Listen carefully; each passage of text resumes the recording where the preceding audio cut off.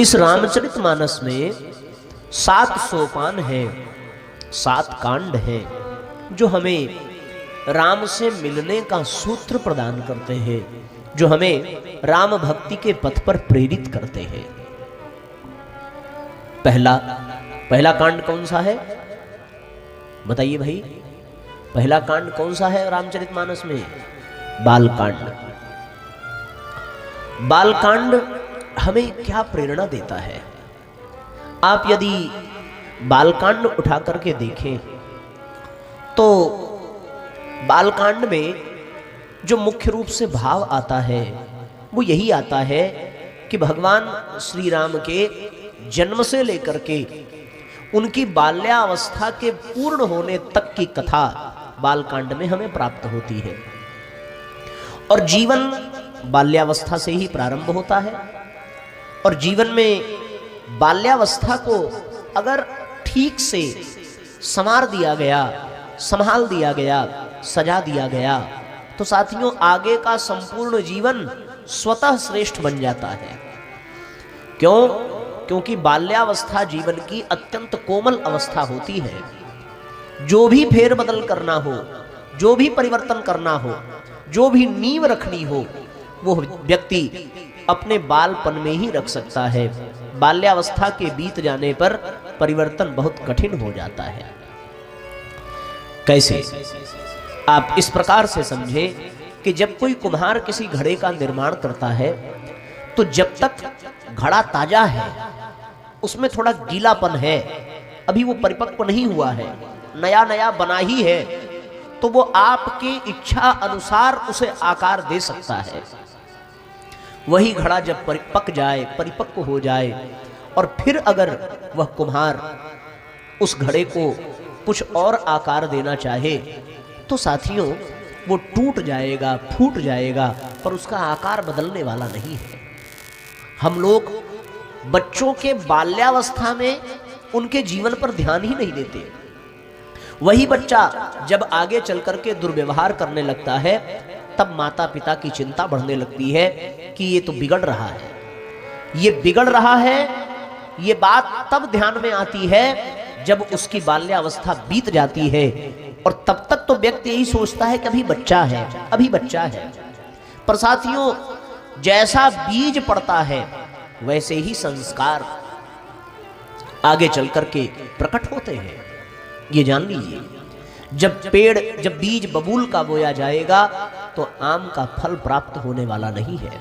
और बीज है क्या? बीज कोई और नहीं है, बीज स्वयं माता पिता ही हैं। राम किनके यहां पुत्र बन करके आए हैं? राम पुत्र बन करके आए हैं दशरथ के यहां। राम पुत्र बन करके आए हैं कौशल्या के यहां। दशरथ का तात्पर्य क्या है? किसी ने ईसा मसीह से जाकर के प्रश्न किया था कि महाराज अच्छी संतान पानी हो तो हमें कब से तैयारी शुरू करनी चाहिए? तो ईसा मसीह ने उत्तर दिया था कि बालक के जन्म से 100 वर्ष पहले से तैयारी करनी चाहिए अगर आपको अच्छी संतान चाहिए तो। वो व्यक्ति बड़ा अचंभित हुआ। उन्होंने कहा महाराज तैयारी करने वाला ही 100 साल पहले नहीं रहेगा तो फिर तैयारी करेगा कौन? माँ बाप खुद 100 साल पहले नहीं रहेंगे। ईसा मसीह ने समझाया, रघुकुल में इक्ष्वाकु वंश में स्वयं परब्रह्म का आगमन हुआ तो इसकी तैयारी केवल दशरथ कौशल्या की नहीं थी, इसकी तैयारी उस वंश में उत्पन्न होने वाले समस्त राजाओं की थी। आप भगवान के जन्म के पूर्व की 39 पीढ़ी देखें जो ब्रह्मा जी से चली आ रही है, महाराज मनु से चली आ रही है, महाराज इक्ष्वाकु से चली आ रही है। उनमें हरिश्चंद्र जैसा सत्यवादी उनके पूर्वज हुए जिन्होंने सत्य की मर्यादा को प्रकट किया। रघु हुए जिन्होंने दान की मर्यादा को प्रकट किया। भगीरथ हुए जिन्होंने भक्ति के स्वरूप धारणी स्वयं मां गंगा को प्रकट किया। शिव हुए जिन्होंने बलिदान के सिद्धांत को प्रकट किया। और तब साथियों जाकर के महाराज दशरथ हुए जिन्होंने परम पिता परमात्मा को प्रकट किया, जिन्होंने राम को प्रकट किया। राम उनके कुल में कैसे आए?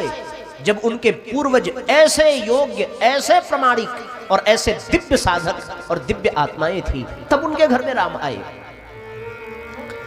बालक वैसे ही आता है जैसे माता पिता का और उनके पूर्वजों का चरित्र होता है। बालकांड हमें प्रेरणा देता है। दशरथ कौन है? दशरथ का तात्पर्य जो अपने 10 इंद्रियों को रथ बना करके उस पर सवार हो जाए, उसको दशरथ कहते हैं। तात्पर्य क्या है? तात्पर्य ये है कि जो इंद्रियों के वश में ना हो, जो इंद्रियों को अपने वश में करे। हम लोग किसके वश में हैं? हम लोग इंद्रियों के वश में हैं। जीव हमारे वश में है कि हम जीव के वश में हैं? विचार करके बताइए जरा।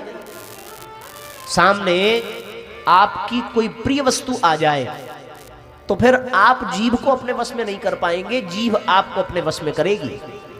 1-2 गुलाब जामुन और खा लें तो क्या हो जाएगा? पानी पूरी अगर है, जिसकी जो रुचि हो, उसके रुचि का मनपसंद आहार उसके सामने आ जाए तो साथियों ये स्पष्ट हो जाएगा कि उसका जीभ पर नियंत्रण है कि जीभ उसके नियंत्रण में है। या कोई दुर्व्यवहार करने वाला उसके सामने खड़ा हो तो भी निर्णय हो जाएगा कि आपकी जीभ आपके वश में होगी। तो उस विपरीत स्थिति में भी आप अच्छे अच्छे शब्दों का ही चयन करेंगे। लेकिन अगर आप जीभ के वश में होंगे तो फिर आपके हाथ से नियंत्रण खत्म हो जाएगा और आपके जीभ से ऐसे ऐसे जहरीले शब्द निकलेंगे कि बात बनने की बजाय, संभलने की बजाय और अधिक बिगड़ती चली जाएगी। व्यक्ति इंद्रियों का दास बना बैठा है। व्यक्ति की इंद्रियां उसे जिधर चाहती हैं उधर खींच लेती हैं। मन जिधर चाहता है उधर दौड़ाता है। पर यहां क्या कहा जा रहा है? दशरथ का तात्पर्य जो अपनी इंद्रियों को रथ बना करके उस पर स्वामी बन करके बैठा हो, उसको दशरथ कहते हैं। दशरथ के जीवन में संयम है। आप कहेंगे साहब ये कैसा संयम है? संयम है, 1 नहीं 2 नहीं 3 विवाह दशरथ के हुए हैं। तो साथियों, व्यक्ति यहां एक बड़ा सुंदर संकेत मिलता है। कौशल्या, सुमित्रा, कैकेयी, ये क्या है? इनके विषय में संतों का ऐसा मत है, ऐसा दर्शन मिलता है कि ये साक्षात वेद के 3 खंड हैं। कौशल्या उपासनात्मिका, सुमित्रा च ज्ञान, सुमित्रा ज्ञान खंड है, कैकेयी क्रिया खंड है और कौशल्या उपासना खंड है। इसका तात्पर्य क्या है कि वेद से युक्त जीवन है, वेद विदित। महाराज दशरथ को गोस्वामी जी कहते हैं वेद विदित। वेदों में ऐसा वर्णन आता है कि दशरथ कैसे राजा हैं और स्वयं उनकी 3 रानियां एक क्रिया शक्ति है, एक भाव शक्ति है और एक विचार शक्ति है। इस नाते साथियों, ऐसे माता पिता के यहाँ ऐसी श्रेष्ठ संतान का जन्म होता है, ये जान लीजिए। कयाधु जैसा चरित्र हो तभी प्रहलाद जैसी आत्मा प्रकट होती है। सीता जैसी जीवन शैली हो, समर्पण हो, दिव्यता हो, तब गर्भ में लवकुश जैसी संतान आती है। इस संसार में यही विधि का विधान है। अपवाद में कुछ हो जाए तो कहा नहीं जा सकता, पर यह सत्य है। ऐसे तो रावण के जो पिता हैं वो बड़े दिव्यात्मा थे, ऋषि थे, लेकिन उन्होंने विवाह किससे किया? एक राक्षसी से किया। तब रावण ब्राह्मण होते हुए भी राक्षसी प्रवृत्ति का हो गया। ये जान लीजिए, माता पिता के कारण ही बालक और बालिका का चरित्र बीज रूप में विनिर्मित होता है और वही बीज आगे चल करके प्रस्फुटित होता है। बालकांड हमें यह प्रेरणा देता है कि जीवन की शुरुआत जैसी होगी वैसे ही फसल, वैसा ही फल हमें प्राप्त होगा। और आप बालकांड में देखेंगे कि भगवान के जितने भी प्रसंग हैं उन सब प्रसंगों में विस्तार पूर्वक संस्कार परंपरा को जोड़ा गया है। भगवान जब अपनी माता के गर्भ में हैं तो उस समय पुंसवन संस्कार 3 रानियों का कराया गया है। भगवान जब जन्म लेते हैं तो भगवान का नामकरण संस्कार होता है। भगवान का अन्नप्राशन संस्कार होता है। भगवान जब और बड़े होते हैं तो भगवान का विद्यारंभ संस्कार होता है। भगवान जब और बड़े होते हैं तो गोस्वामी जी ने उनके उपनयन संस्कार और दीक्षा संस्कार और तत्पश्चात इतने संस्कारों के बाद तब जाकर के उनके विवाह संस्कार का वर्णन बालकांड में आता है। यानी बालक तभी तक बालक है जब तक उसका विवाह संस्कार न हो जाए।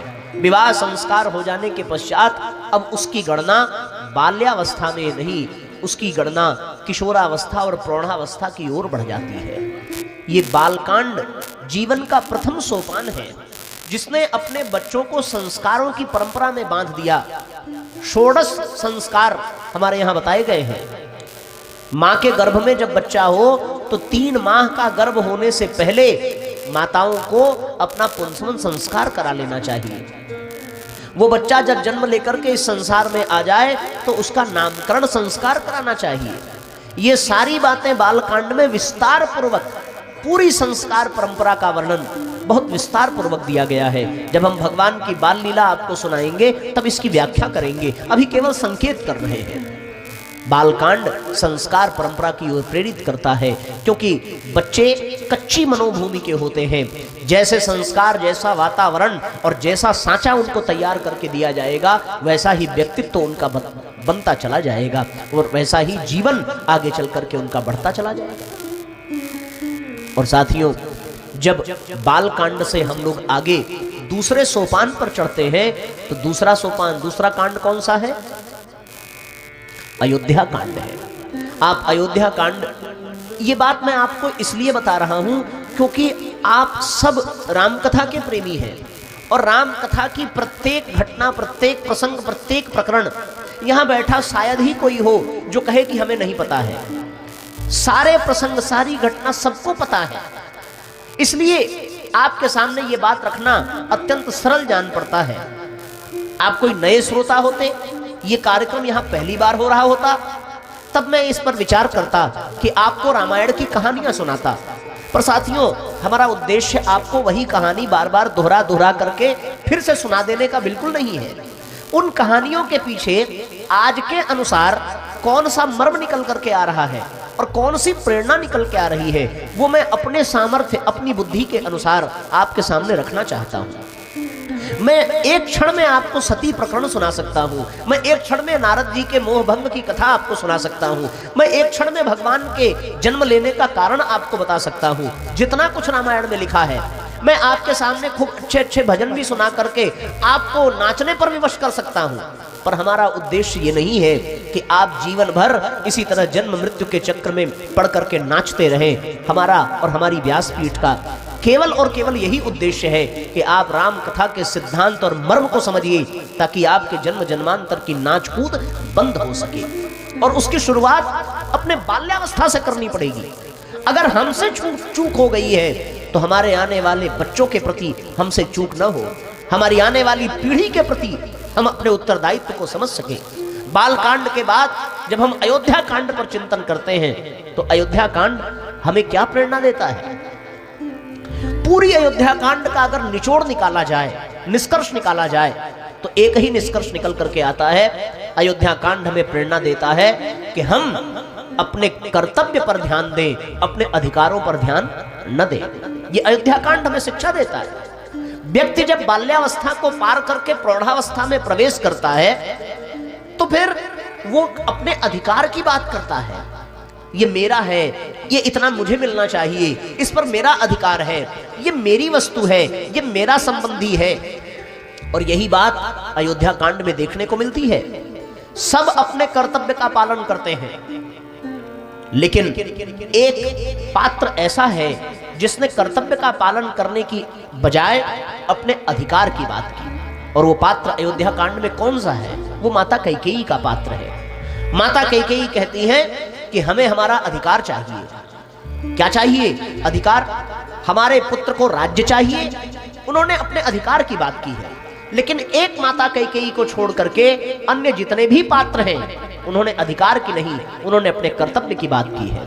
महाराज दशरथ ने प्राण जाए पर वचन न जाई, उनके प्राण चले गए पर उन्होंने अपने अधिकार की नहीं, अपने कर्तव्य की बात की। अयोध्या जैसी संपदा भगवान एक क्षण में छोड़ने को तैयार हो गए, क्योंकि उनके सामने अधिकार से बढ़कर के उनका कर्तव्य था पिता की आज्ञा का पालन करना। लक्ष्मण ने अपना कर्तव्य निभाया, अपने छोटे भाई के पीछे चल पड़े, उसी प्रकार वल्कल वस्त्र धारण करके अपना अधिकार नहीं, अपने कर्तव्य का पालन किया। माता सीता अपने पत्नी धर्म का पालन करती हैं और माता कौशल्या ने अपने मातृत्व धर्म का पालन किया है। माता कौशल्या जब भगवान को भोग लगा रही है, भगवान श्री राम के राज्याभिषेक की घोषणा हो चुकी है और उस समय प्रभु जब महाराज दशरथ से मिलने के पश्चात अपनी माता कौशल्या के गर्भगृह में पहुंचते हैं, जहां उनका जन्म हुआ था, तो माता संध्या वंदन कर रही है।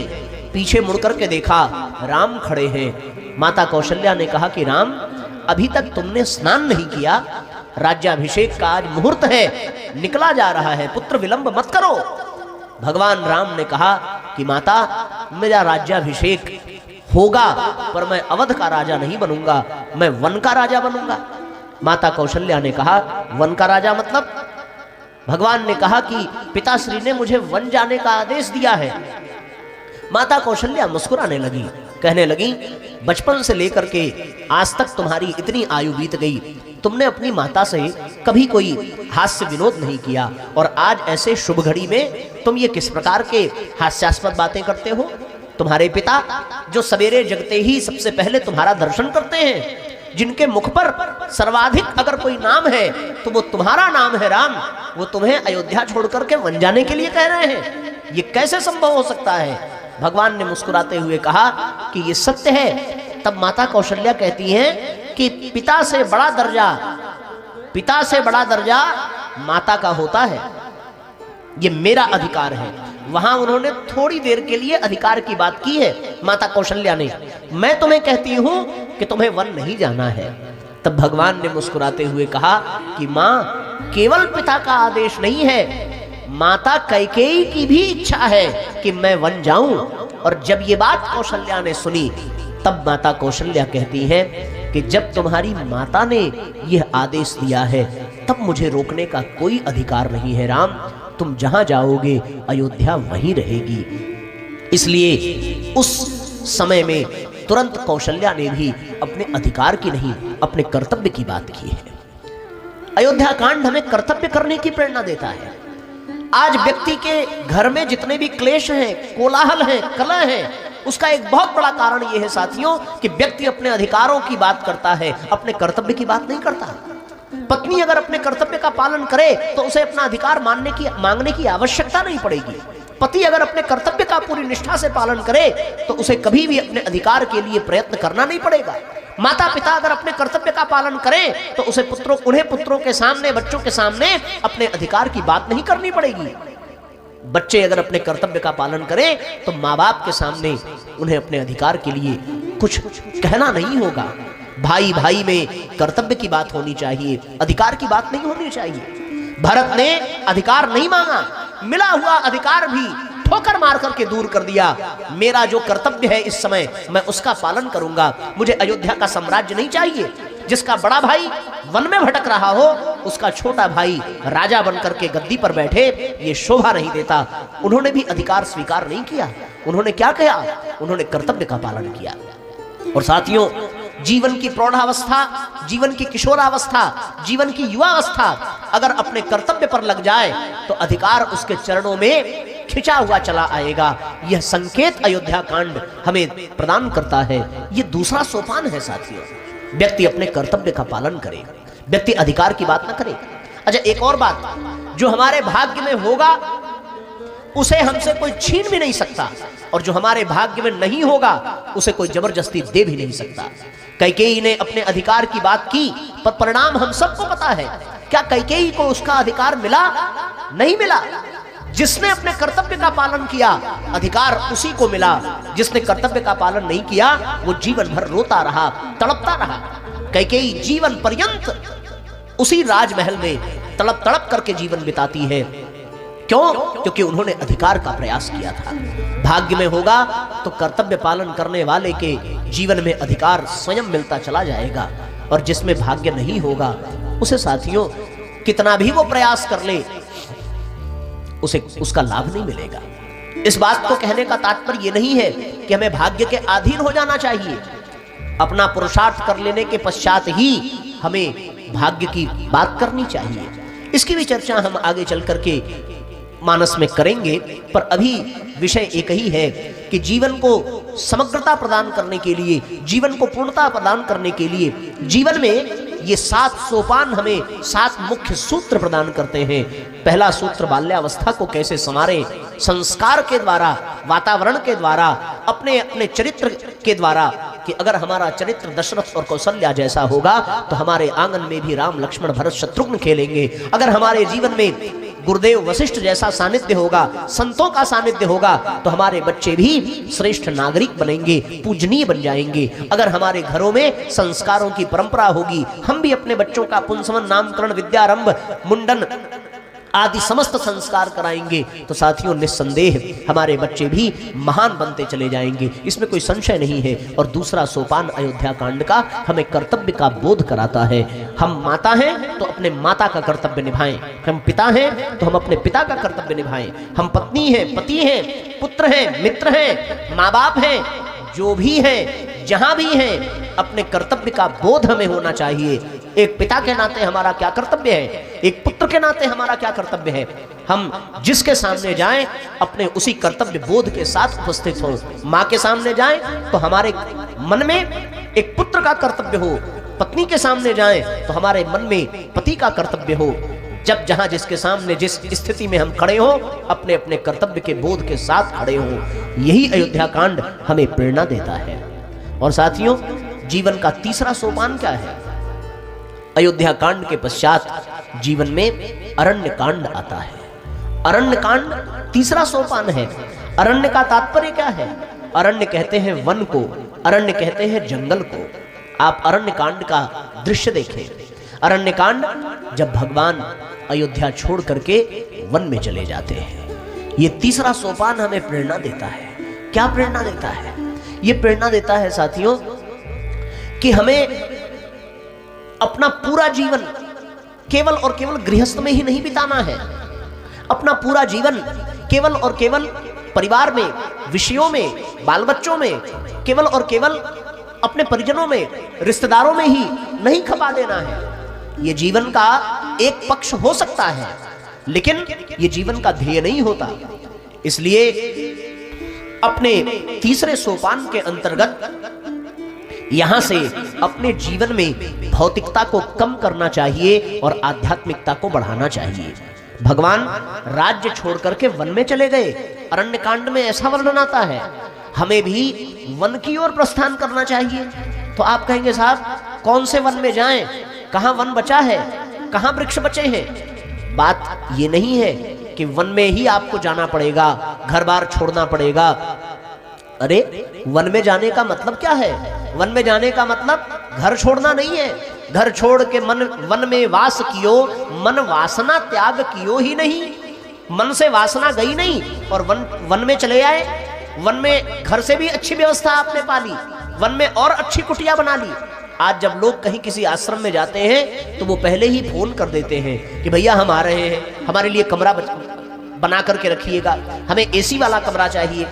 तीर्थाटनों में भी व्यक्ति जाता है तो घर से अधिक सुविधा प्राप्त करने का प्रयास रहता है। वहां भी जाकर के वो अच्छे से अच्छे होटल का चयन करेगा, अच्छे से अच्छी सुविधा का चयन करेगा। तो क्या ये वन में जाना है? वन में जाने का तात्पर्य क्या है? वन में जाने का मतलब घर के मोह माया से ऊपर उठने का प्रयास करना। इसको कहते हैं वन में जाने का मतलब। वन में जाने का मतलब अपने भीतर त्याग की वृत्ति को धारण करना। वन में जाने का मतलब सुख सुविधाओं से अपने मन को मोड़ना। वन में जाने का मतलब ब्रह्मचर्य आदि नियमों का पालन अपने जीवन में बढ़ाना। वन में जाने का मतलब सुस्वाद भोजनों से मुख मोड़कर अस्वाद भोजन के भी अभ्यास में अपने मन को लगाना। वन में जाने का मतलब अपने भीतर त्याग, अपने भीतर तितिक्षा, अपने भीतर पवित्रता का संचार करना। इसको कहते हैं वन में जाना। भगवान जब वन में गए हैं तो भगवान ने क्या किया है?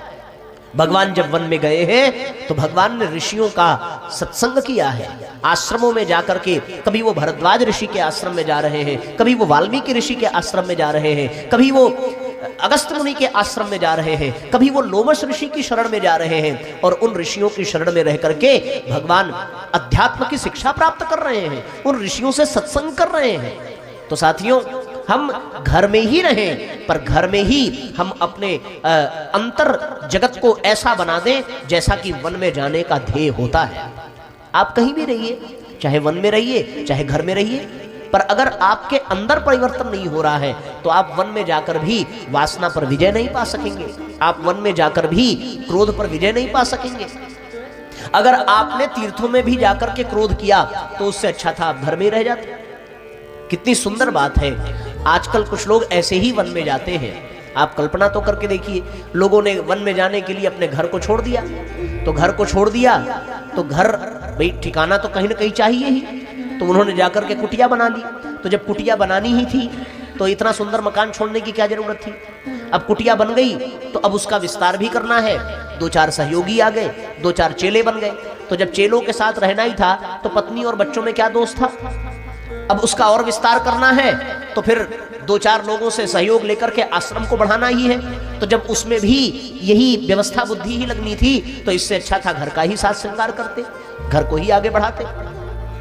ये सब जब करना ही था तो फिर घर छोड़ करके वन में जाने की जरूरत क्या थी?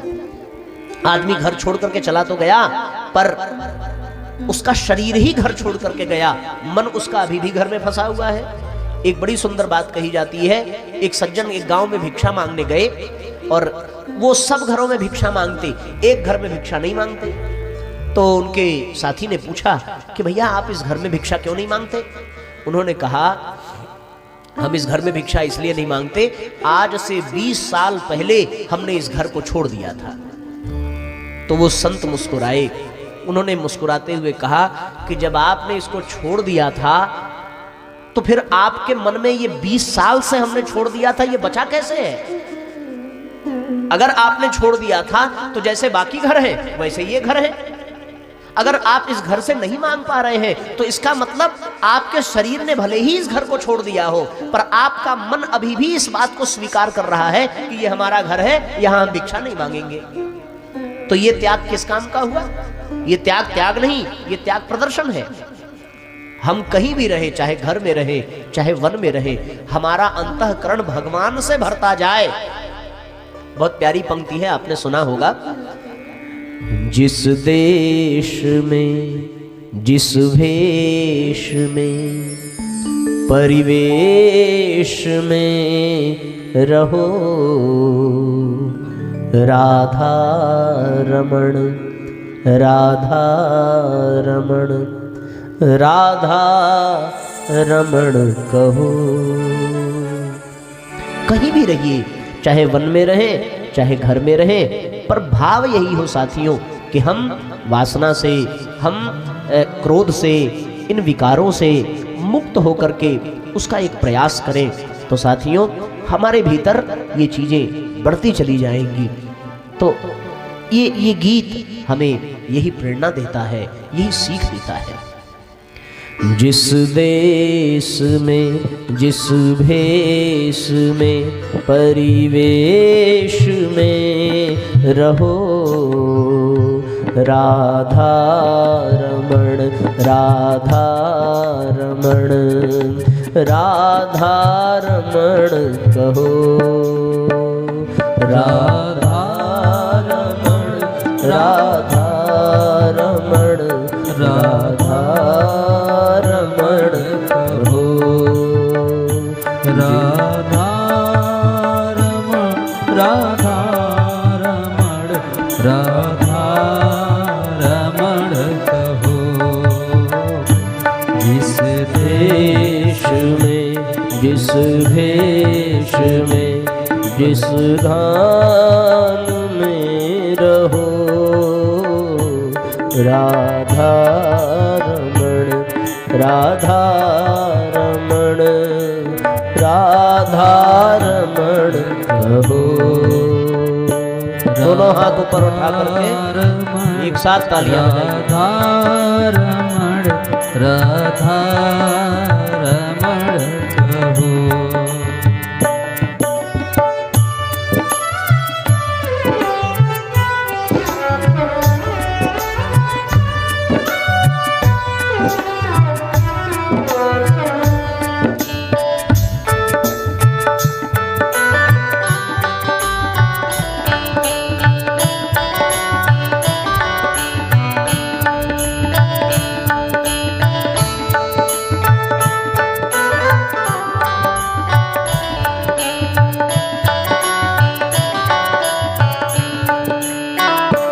जिस रंग में जिस संग में जिस ढंग में रहो, जिस रंग में जिस ढंग में जिस संग में रहो। राधा रमण राधा रमण राधा रमण कहो। राधा रमण राधा रमण राधा रमण कहो। जिस हाल में जिस चाल में जिस काल में रहो, जिस हाल में जिस चाल में जिस काल में रहो। राधा रमण राधा रमण राधा रमण कहो। राधा रमण राधा रमण राधा रमण कहो। दोनों हाथ ऊपर उठा करके एक साथ भाव भरी तालियां बजाइए।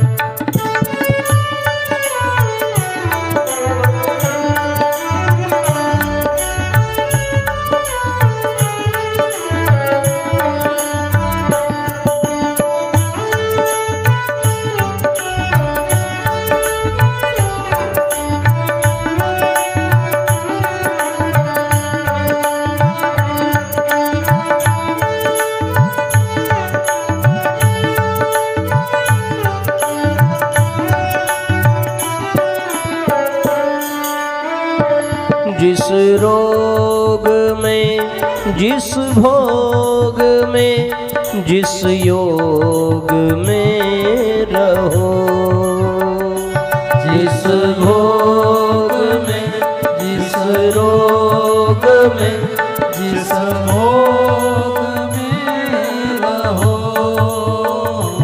राधा रमण राधा रमण राधा रमण कहो। राधा रमण राधा रमण राधा रमण कहो।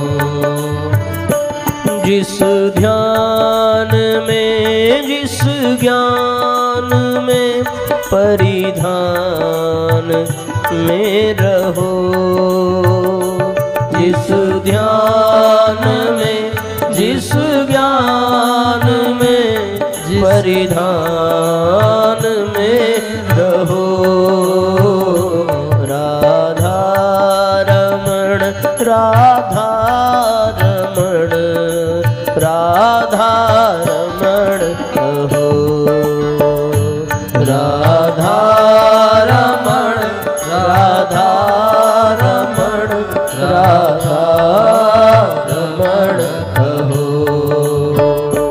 राधा रमण राधा रमण राधा रमण कहो। राधा रमण राधा रमण राधा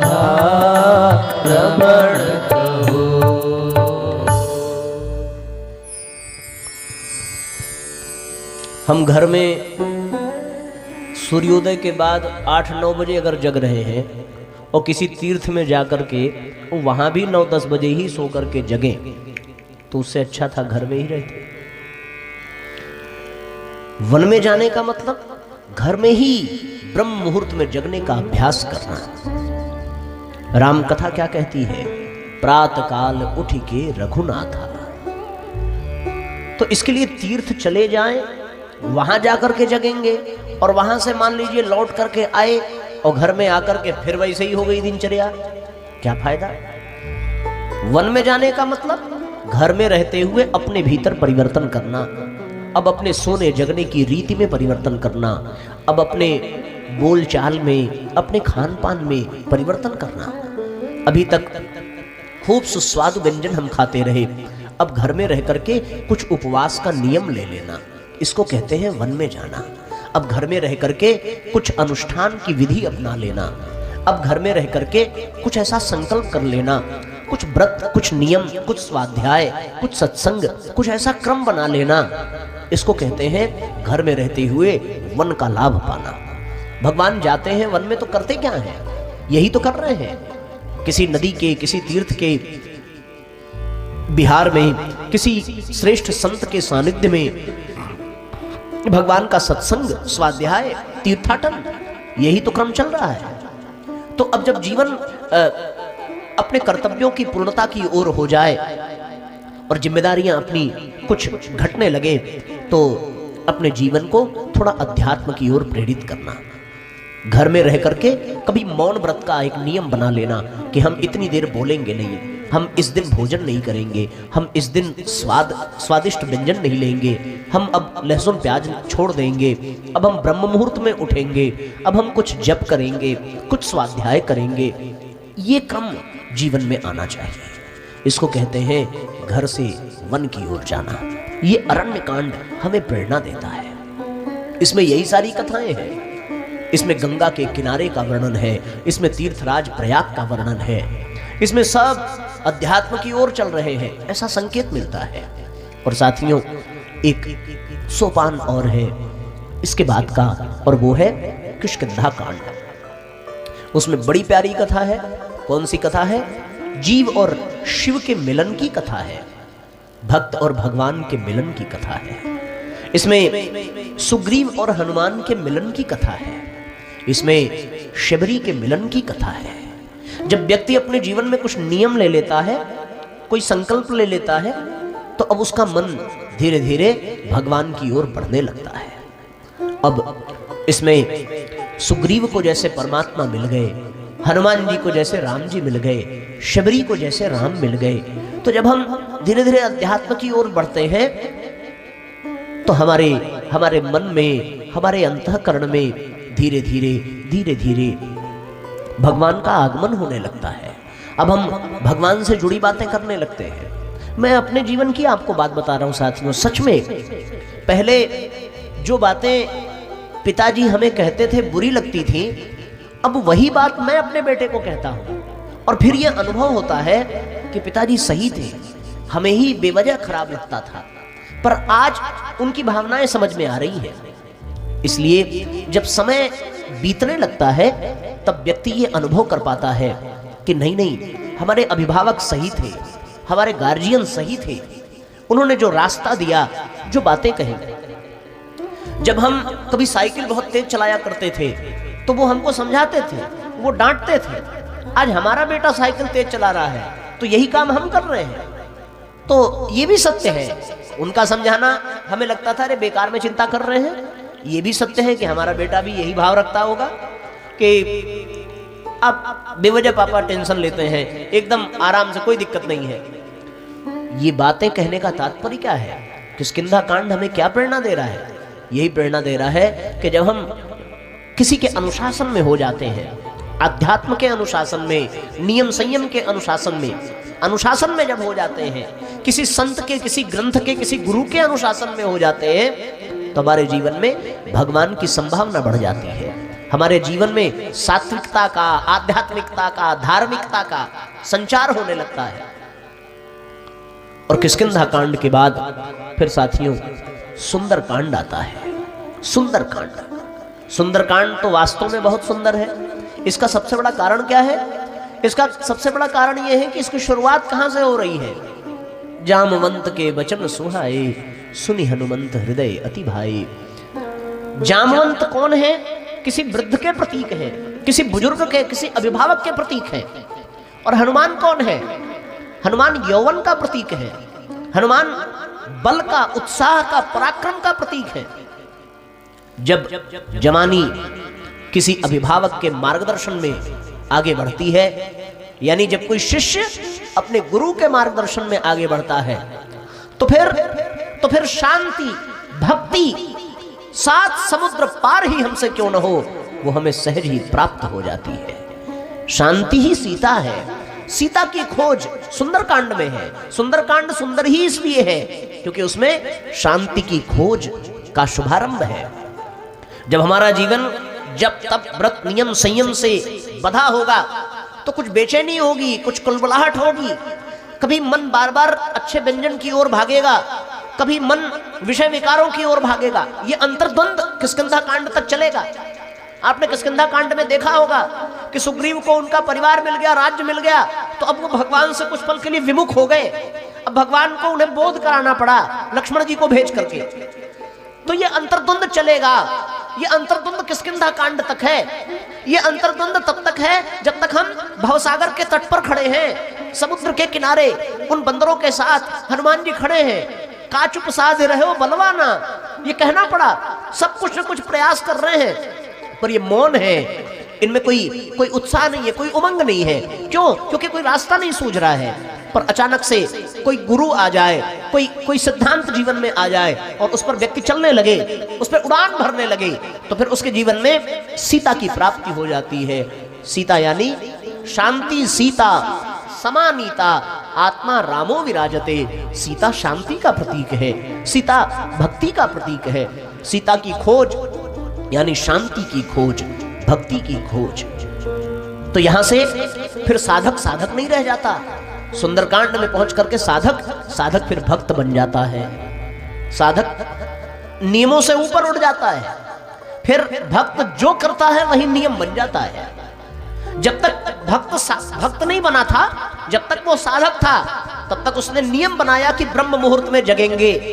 लेकिन जब वो साधक भक्त बन गया तो मीराबाई क्या कहती हैं कि अगर सपने में ही श्याम आते हैं तो जगने की जरूरत क्या है। जब तक व्यक्ति साधना में है तब तक ब्रह्म मुहूर्त में जगना अनिवार्य है, तब तक यज्ञ करना अनिवार्य है, तब तक जप करना, स्वाध्याय करना सब अनिवार्य है। पर आपने सुना होगा कथा में कि सुंदरकांड में समुद्र के तट पर पहुंचने से पहले बंदरों के जीवन में एक नारी का आगमन होता है। वो कौन है? वो स्वयं प्रभा, जो हिमालय की गुफाओं में, पर्वतों की गुफाओं में है, जिन्होंने आगे का मार्ग बताया है बंदरों को। और स्वयं प्रभा का तात्पर्य, प्रभा यानी प्रकाश, स्वयं यानी अपनी अंतरात्मा। अपनी अंतरात्मा जब प्रकाश से भर जाए तब व्यक्ति के लिए नियम संयम का महत्व खत्म हो जाता है। फिर वो जो करता है वही नियम बन जाता है, वही साधन बन जाता है। इसलिए मीराबाई फिर कहने लगती हैं कि एक तरफ ब्रह्म मुहूर्त में जगने की बात और दूसरी तरफ कहती हैं कि जब सपने में ही शाम आने लगे तो फिर जगने की जरूरत क्या है। उनकी निद्रा भी योग निद्रा बन गई। इसलिए साथियों, बहुत सुंदर संकेत है कि सुंदरकांड की सुंदरता का आधार यही है कि जीव जब जगदीश की खोज में लग जाए, शांति की खोज में लग जाए, भक्ति की खोज में लग जाए, तो साथियों जीवन धन्य बन जाता है। वो भगवान सहायता करते हैं। हनुमान जी को भगवान ने सहायता की है। हनुमान जी को ही उन्होंने विशेष करके वो चूड़ामणि दी, विशेष करके उन्होंने प्रेरित किया, तो उनको ये लाभ मिला सुंदरकांड। और जब शांति की खोज व्यक्ति कर ले, जब जीवन में भक्ति का आगमन हो जाए, तब जीवन में लंका कांड का शुभारंभ होता है। ये जान लीजिए, मीराबाई के जीवन में लंका कांड नहीं आया, कबीरदास जी के जीवन में लंका कांड नहीं आया, तुलसीदास जी के जीवन में लंका कांड नहीं आया। जब भक्त की साधना परिपक्व होने लगती है, जब भक्त का यश फैलने लगता है, तब उसके बड़े शत्रु पैदा हो जाते हैं। जब भक्ति प्रबल होने लगी मीराबाई की, तब उनको जहर का प्याला पीना पड़ा। जब भक्ति प्रबल होने लगी तुलसीदास जी की, तब उनको अकबर के द्वारा जेल में बंद होना पड़ा, जहां उन्होंने हनुमान चालीसा का गायन किया, उनकी रचना की। ये जीवन में लंका कांड शुरू हो जाता है। जब जीवन में भक्ति प्रबल होने लगती है तो जीवन में लंका कांड का आगमन होने लगता है। लंका कांड मतलब युद्ध, लंका कांड मतलब रावण कुंभकर्ण, लंका कांड मतलब मेघनाथ। और ये रावण कुंभकर्ण मेघनाथ है कौन? हमने कल आपको बताया था, मोह दशमौली तदभ्रात अहंकार पाकारिजित काम विश्राम हारी। ये मोह ही रावण है, ये अहंकार ही कुंभकर्ण है, और भैया ये काम वासना ही मेघनाथ है। यानी जब भक्ति अपनी चरम पर होने लगे तब ये लोभ, ये मोह, ये वासना, ये हमारी परीक्षा लेते हैं। इनसे बड़ा भयंकर युद्ध होता है। और अंत तो गत्वा, यदि पूर्ण निष्ठा हो, पूर्ण समर्पण हो, पूर्ण पवित्रता हो, तो इस लंका कांड में अंत तो गत्वा विजय धर्म की होती है, विजय सिद्धांतों की होती है, भगवान की होती है। और साथियों, जब इस अंतर्द्वंद को व्यक्ति जीत लेता है तब उसके जीवन में अंतिम कांड, अंतिम सोपान आता है। और वो अंतिम कांड कौन सा है? वो है साथियों उत्तरकांड। उत्तरकांड जिसमें केवल और केवल प्रश्नोत्तर ही है। गरुड़ जी ने प्रश्न किया है, काकभूषुंड जी ने उत्तर दिया है। उत्तरकांड यानी जब हम अपने भीतर की साधना को पुष्ट कर लेते हैं, जब हम अपने भीतर के भक्ति को जागृत कर लेते हैं, जब हम भगवान के पूर्ण समर्पित हो जाते हैं, तो फिर सारी जिज्ञासाएं समाप्त हो जाती हैं, सारे उत्तर हमें अपने भीतर से ही मिलने लगते हैं और हमारा जीवन धन्य ही नहीं बनता बल्कि दूसरों के लिए मार्गदर्शन का काम करता है। जैसे काकभूषुंड जी अपने अनुभव से गरुड़ जी की शंका का, उनके संशय का समाधान कर देते हैं। अंत में उत्तरकांड में गोस्वामी जी स्पष्ट लिख देते हैं, पायो परम विश्राम, और उनको पूर्ण विश्राम की प्राप्ति हो जाती है। यानी अब न कोई शेष शंका रह गई, न संशय रह गया, न जिज्ञासा रह गई। ये उत्तरकांड उस अवस्था को कहते हैं जिस अवस्था में पहुंच करके अर्जुन ने कहा था कि नष्टो मोह स्मृतिर्लब्धा करिष्ये वचनम तव। हे केशव, मेरे मोह नष्ट हो गए, मेरी स्मृति मुझे वापस मिल गई। करिष्ये वचनम तव, अब तुम जो कहोगे मैं वही करूंगा। मेरी सारी जिज्ञासा, सारी शंका, सब कुछ समाप्त हो गया। इसको उत्तरकांड कहते हैं। जब सारा उत्तर स्वयं से निकलने लगे, सारा समाधान अपने भीतर ही जीव पाने लगे और दूसरों का भी मार्गदर्शन करने लगे। ये 7 सोपान है, ये जीवन के 7 कांड, ये जीवन के 7 सोपान, ये समग्र जीवन दर्शन का स्वरूप है। यदि बाल कांड में संस्कारों की प्रक्रिया से यह जीवन प्रारंभ हो, अयोध्या कांड में अपने कर्तव्य के पालन पर हमारी दृष्टि हो, और अरण्य कांड में अपने जीवन में वन यानी अपने जीवन में अध्यात्म का आगमन हो जाए, भगवान के भजन का आगमन हो जाए, और किष्किंधा कांड यानी हमारे जीवन में परमात्मा के प्राप्ति की भूख पैदा हो जाए, और सुंदर कांड में उस परम शांति रूपी सीता की प्राप्ति हो जाए, तो फिर साथियों लंका कांड में विजय सुनिश्चित हो जाती है। और उत्तर कांड में पहुंच करके जीव परम विश्राम को पा जाता है। पायो परम विश्राम, जैसा कि गोस्वामी जी को प्राप्त हुआ।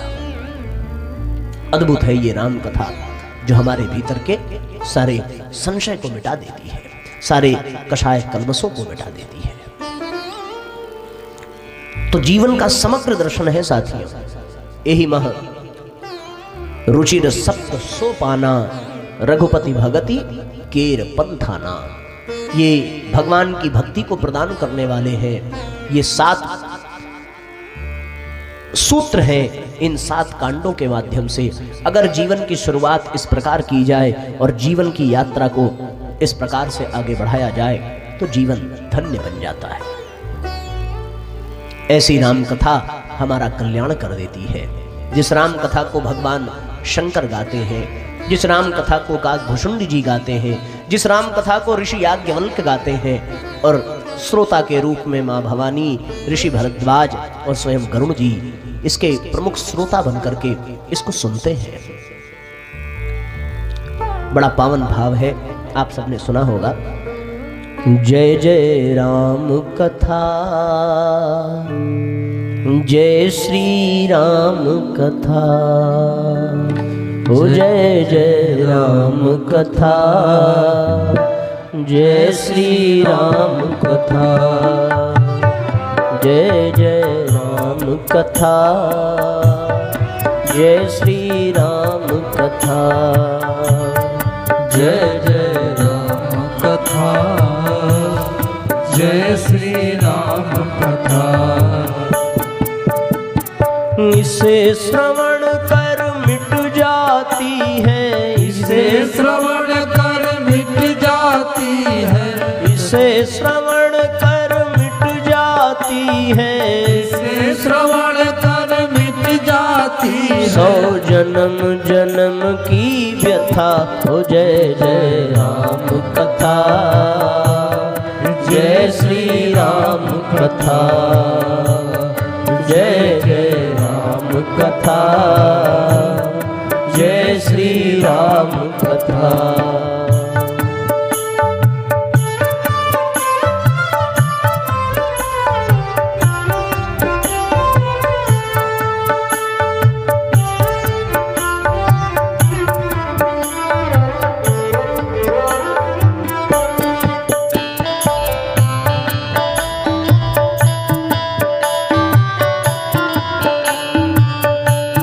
एक साथ तालियां बजाइए, थोड़ा हाथ को साल से बाहर निकाल लीजिए, अच्छा लगेगा। राम कथा कलिकामद गाई, सुजन सजीवन मूर सुहाई। राम कथा कलिकामद गाई, सुजन सजीवन मूर सुहाई। राम कथा कलिकामद गाई, सुजन सजीवन मूरी सुहाई। राम कथा कलिकामद गाई, सृजन सजीवन मूर सुहाई। बुद्ध विश्राम सकल जन रंजन, राम कथा कलि कलुष विभंजन। बुद्ध विश्राम सकल जन रंजन, राम कथा कलि कलुष विभंजन।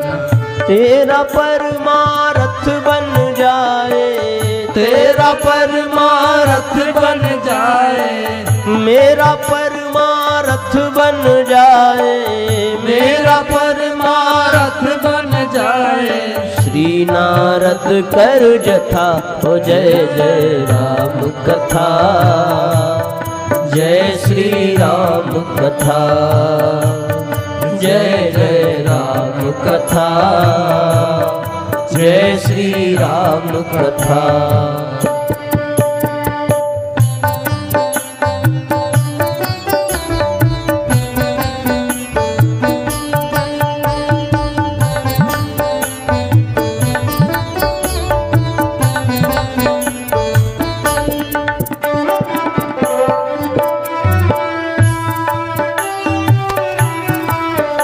Hello hello.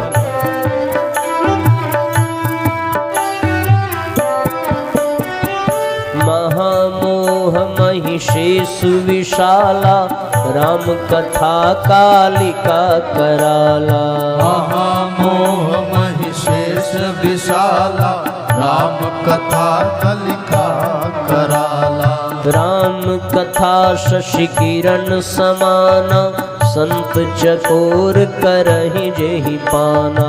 राम कथा शशि किरण समाना, संत चकोर करहि जेहि पाना।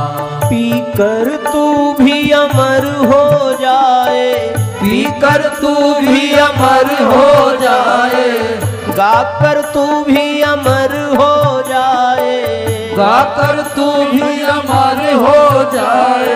श्री हनुमंत जथा हो। जय जय राम कथा, जय श्री राम कथा, जय जय राम कथा, जय श्री राम कथा।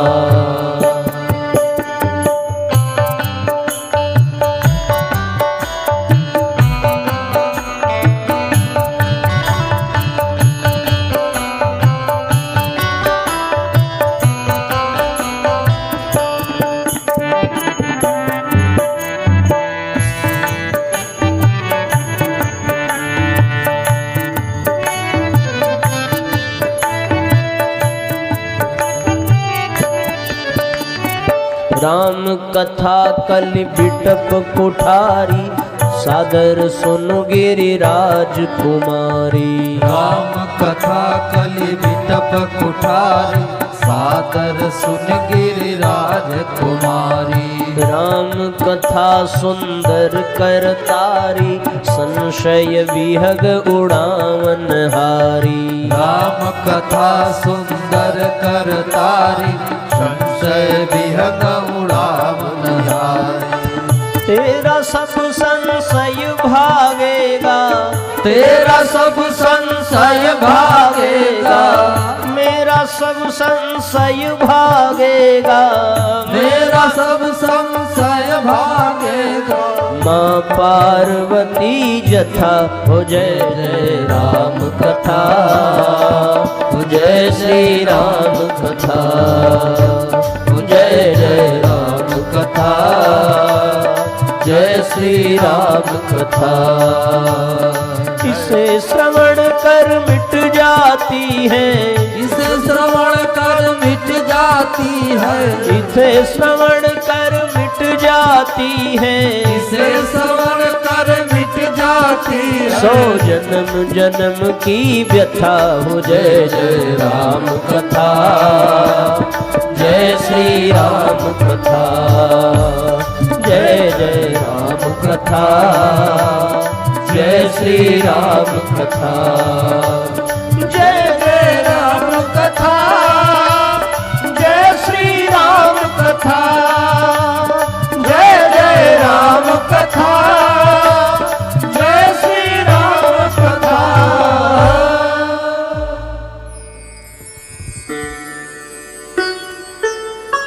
तो साथियों, ये राम कथा के ये 7 सोपान हमारे जीवन के लिए 7 स्वर्णिम सूत्र हैं जो जीवन को धन्य बना देते हैं।